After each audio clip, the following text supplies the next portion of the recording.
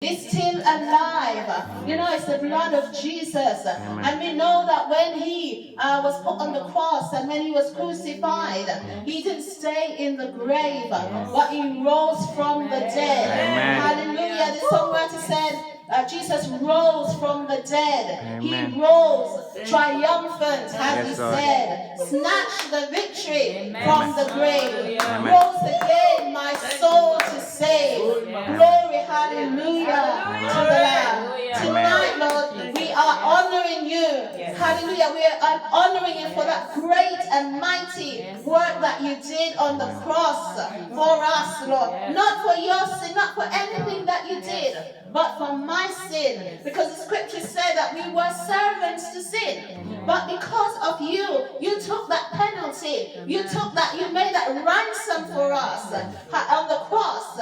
Because of that, Lord Jesus, and we are now free from sin. And as it said in the book of Romans, that now that we are free from sin, we should live no longer therein. We should live no longer therein, because we're no longer slaves to sin. Amen. Hallelujah. You know, in Galatians said we should not return to the bondage of sin. We shouldn't seek to go back. And you know, we see that tonight. I greet you all in the wonderful name of Jesus. And it's good to see Sister Janice here, Sister Jan here, Brother Hayden, even though Brother Hayden is part of us, but not in presence here, but truly part of us, because we've been communicating and ministering to him for quite a while now. So we thank the Lord for you all. But tonight we're gathered here together, and you know, there comes a time that we need to step aside and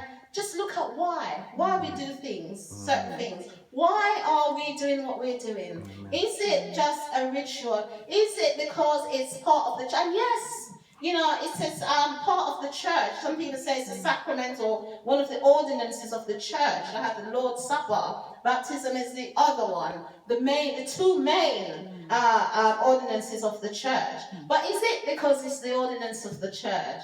Or is it because we are, as individuals, are assured and we're confident that it's Christ that lives in us. It's the Christ that made a sacrifice for us, that freed us from sin, so that now we are alive with him. It says when we are buried with him in baptism and we rise with him. And so as he lives, so we live. And I just want to take up the statement that made by Job that says, I know that my Redeemer liveth. You know, he's going through a lot of situations. And, you know, there were people that were troubling him. And, you know, to the point where then he started now to say, well, you know, God has given up on me. He's the one who's doing this to me and everything. But in the end it says, I know that he liveth. Amen. I know that he liveth. And he talks about the day. On that day, he's going to deliver me. Not knowing, and you find that in Job 19, Job 19, 25 to 27. And not knowing that it was imminent.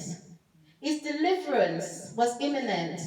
His redemption was imminent. But we know we're looking at redemption because redemption is a word that talks about buying somebody back from slavery, buying somebody that was captured and was taken captive, you know, buying that person back. But Jesus, you know, and in the Old Testament, it was a relative, usually a relative. So a member of your family would go and then pay some money to get you back out of slavery. But Jesus Christ, we could say he's our relative. God, you know, God created us in his own image. He created us. And, you know, he's our Father. And we are his children. And he wanted us back. He wanted us back. So he made a plan. Jesus was that plan. He came. And he became that spotless lamb that died on Calvary for us. And so tonight, the main thing I wanted to focus on was that it's the love. It's all about the love, because everything that Jesus did was because of love. He loved us. And in the scriptures, even looking at the 3 scriptures that talks about the Last Supper, he was instructing his disciples about how to love one another. And we see the accounts in Matthew. It's in Matthew of the Last Supper, and the instruction is saying, as often as you do that, do it in remembrance of me. We see that in Matthew 26.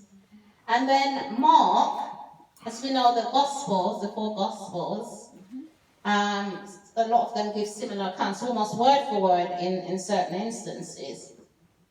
And in Mark 14, the Last Supper, it's from 17, it says, in the evening he cometh with the 12, and as they sat and did eat, Jesus said, verily I say unto you, one of you which eateth with me shall betray me. And they began to be sorrowful.